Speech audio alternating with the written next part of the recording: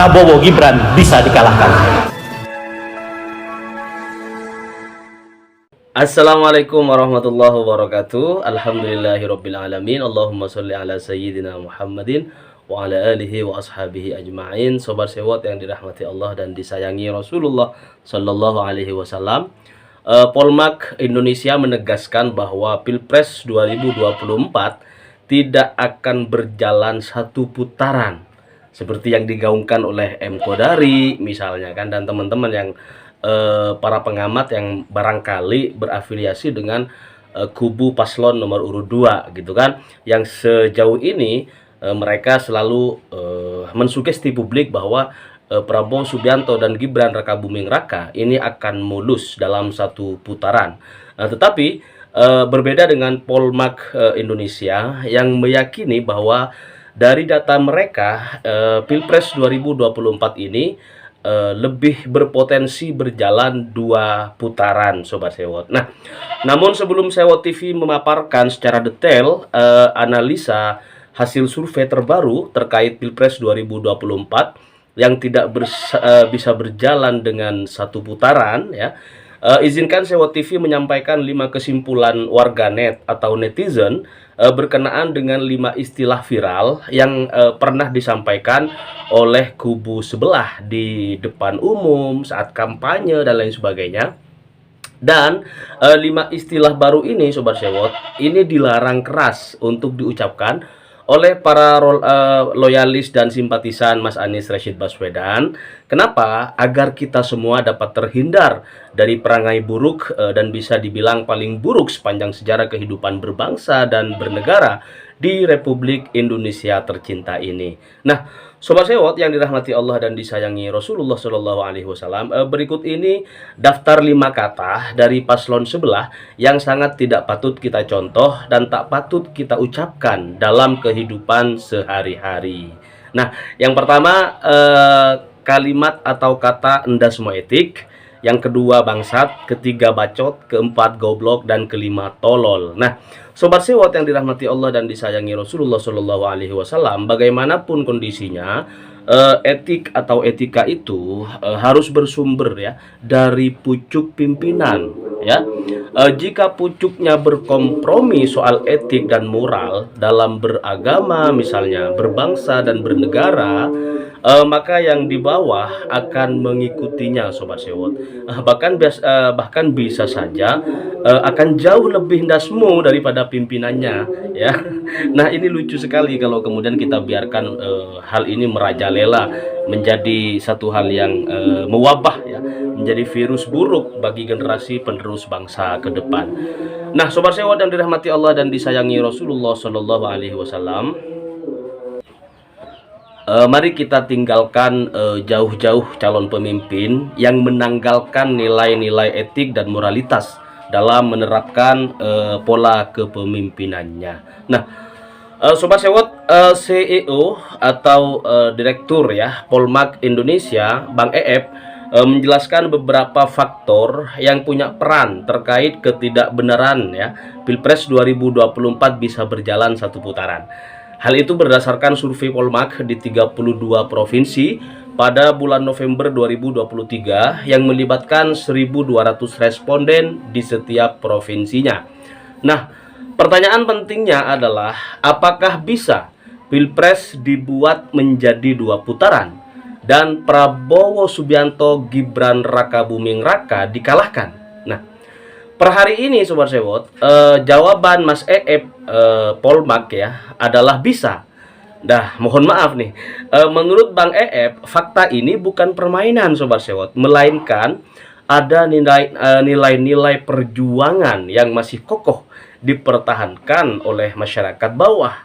Nah, begitulah sebagian poin yang penting ya, yang beliau sampaikan dalam acara Political Economic Outlook ya pada 2024 di Tebet, Jakarta Selatan, hari Sabtu kemarin tanggal 13 Januari 2024. Nah, Sobat Sewot, Bang Eep menjelaskan bahwa masih banyak pemilih yang cair alias belum menentukan suaranya. Per bulan November tahun 2023 ada sekitar 14% lebih yang belum diketahui pilihannya atau masih merahasiakan saat survei dilakukan.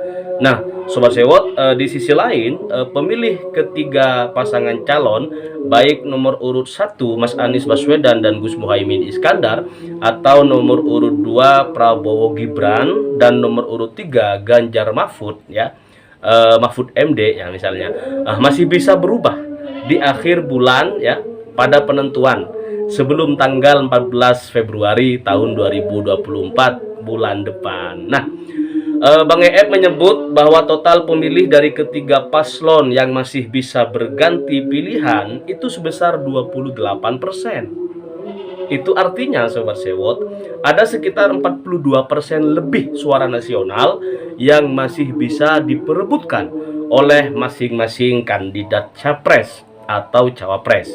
Nah, jadi secara akademik, Bang EF tidak mungkin mengatakan bahwa Pilpres 2024 ini bisa satu putaran. Nggak bisa, Sobat Sewot. Nah, datanya yang bilang begitu, ya. Nah, maka kita harus setia pada data, ya, bukan pada tuan yang kapan saja bisa mengkondisikan perolehan suara survei di lembaganya.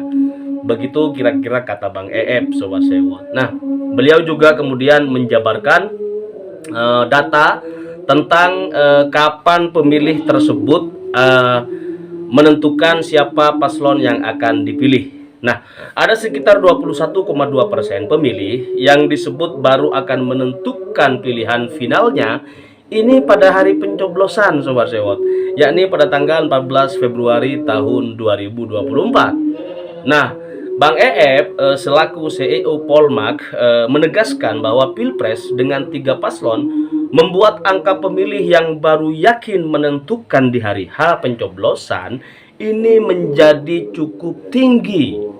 Beda jika Pilpres diikuti dengan 2 paslon saja, Sobat Sewot. Nah, kemudian kedua, ketika dilihat awalnya dia memilih Ganjar Mahfud atau Anies Muhaimin misalnya, mereka yang memutuskan di hari H adalah mereka yang penting tidak memilih 02 gitu katanya. Jadi 02 tuh Prabowo Gibran, tetapi masih menimbang antara 01 dengan 03.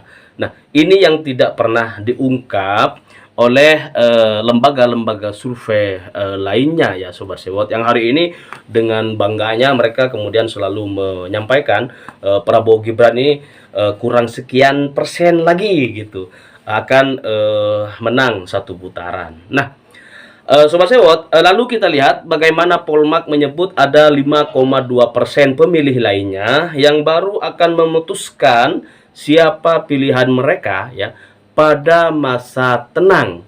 Nah, dengan kata lain 11 Februari sampai 13 Februari itu menjadi waktu yang sangat krusial bagi para pemilih masing-masing capres gitu. Nah, apakah mereka itu orang efektif dibagi duit, ya, lalu memilih, nanti ini kita cross tabulasinya gitu kan. Nah, yang menarik ternyata yang mengatakan akan memilih mereka yang memberi uang dan memutuskan pada hari H jumlahnya hanya 1,8%, Sobat Sewot.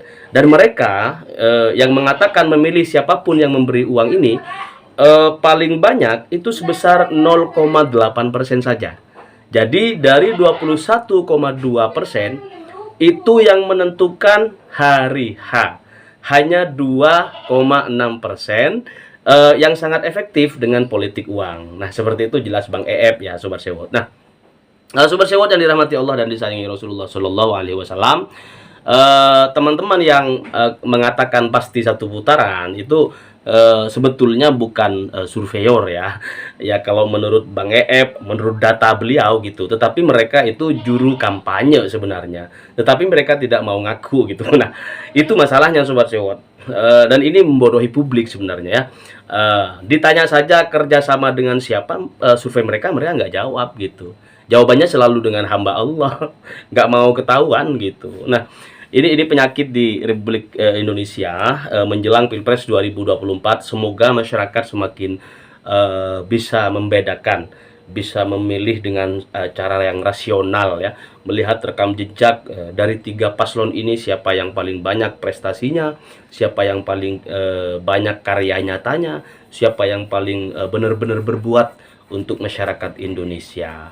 Nah, Sobat Sewot, mari kita berdoa bersama, semoga Allah Subhanahu wa taala memberikan keberkahan bagi kita semuanya, sehingga kita nanti bisa memilih tidak karena uang, tetapi mari kita pilih karena memang prestasi dan track record masing-masing capres yang hari ini sudah bisa kita akses di media sosial dan lain sebagainya. Ya, persoalan fitnah yang terus dikembangkan oleh buzzer, mari kita hindari hal tersebut, jangan sampai ikut terjebak dalam framing politik yang menyesatkan. Nah, Sobat Sewa, terima kasih selalu bareng kita ya. Semoga kalian semuanya diberi kesehatan, diberikan kelapangan rezeki, dan semoga kalian segera ditakdir oleh Allah Subhanahu wa taala nyampe ke kota Mekah dan Madinah melaksanakan umroh ataupun haji ya. Kita akhiri dengan pembacaan sholawat Nabi, Allahumma sholli ala sayyidina Muhammad wa ala ali sayyidina Muhammad. Assalamualaikum warahmatullahi wabarakatuh.